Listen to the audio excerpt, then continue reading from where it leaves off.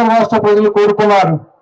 అయితే అధికారులలో ఉన్నటువంటి కొంతమంది అధికారులలో ఉన్నటువంటి బలహీనతను అడ్డం పెట్టుకొని వాళ్ళని కూడా అవినీతిమయం చేసి వాళ్ళ చేత తప్పులు చేయించి వాళ్ళనే కీలు బొమ్మలుగా చేసుకొని తెలుగుదేశం పార్టీ కార్యకర్తలను నాయకులను హింస పెట్టారు.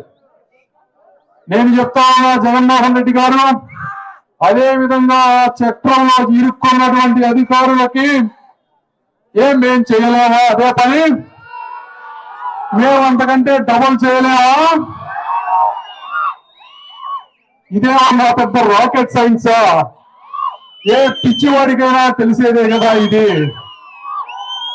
ఒకటే చెప్తా ఉన్నా, వీళ్ళేదో రేపు ఎలక్షన్ రోజు ఇదే విధమైనటువంటి హింస ప్రేరేపించి కొంతమంది తెలుగుదేశం పార్టీ ఓటర్లు స్వతహాగా మంచివారు, అహింసకు హింసకు బోరు, అలాంటి వారిని ఎలక్షన్ ఓటింగ్ వేయకుండా చేయాలనేటువంటి ఒక ప్లాన్ తో ఉన్నారని తెలిసింది. పొద్దున్నే కొన్ని గొడవలు చేసి టీవీల్లోనూ పేపర్లోనూ చూపించి భయప్రాంతాలు చేసి వీళ్ళని ఓటింగ్ రాకుండా చేస్తే ఆయన కొంతమంది చేత ఓట్లు వేయించుకొని గెలవాలని చూస్తున్నారని తెలుస్తా ఉంది. నేను ఒకటే చెప్తా ఉన్నా,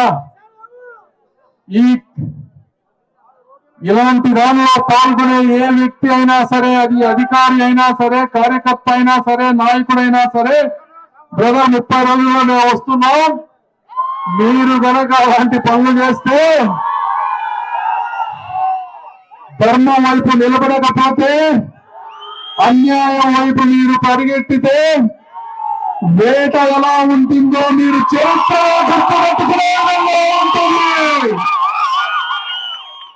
నేను పెరిగింది పల్నాడు ప్రాంతంలో, అది మీరు గుర్తుపెట్టుకోవాలి. అదేవిధంగా తెలుగుదేశం పార్టీ కార్యకర్తలు కానీ నాయకులు కానీ మనం ఏ తప్పు చేయవద్దు బ్రదర్. న్యాయబద్ధంగా ఎలక్షన్స్ కి వెళ్దాం. ఎందుకంటే ప్రజల్లో విపరీతమైనటువంటి వ్యతిరేకత ఉంది. దాన్ని మనం ఎలక్షన్ ఓటింగ్ వరకు తీసుకెళ్తే సరిపోతుంది.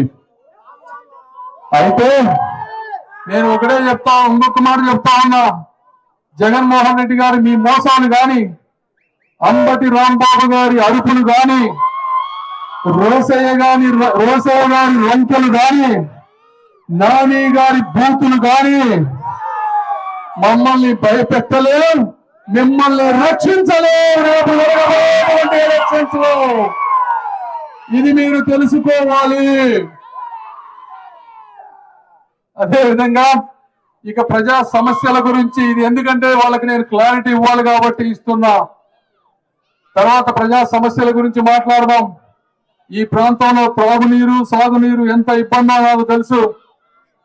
మే నెలల్లో కెనాల్లో పూడికలు తీస్తే ఈ ప్రాంతానికి మంచినీళ్ళు వస్తాయి. ప్రాంతానికి మంచి చెరువులు ఉండి, చెరువుల్లో కావాల్సిన RO ప్లాంట్లు, ఫిల్టర్లు ఉంటే మంచినీళ్ళు వస్తాయి. రోడ్లు గుంతలు పూడిస్తే రోడ్లు బాగుపడతాయి. డబ్బులుంటే డ్రైనేజ్ క్లోజ్ చేస్తే, నీట్ గా చేస్తే దోమలు లేకుండా ప్రజలు మురుగు వాసన పడకుండా ప్రశాంతంగా జీవిస్తారు.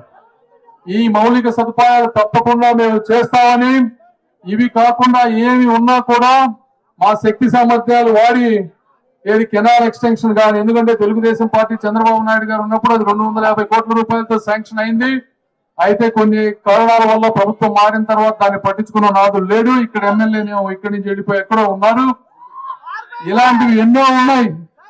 అన్ని కూడా మనస్ఫూర్తిగా మాకు సాధ్యమైనంత చేస్తామని మీ అందరికీ తెలియజేసుకుంటూ మనస్ఫూర్తిగా సెలవు తీసుకుంటా ఉన్నాను. Thank you.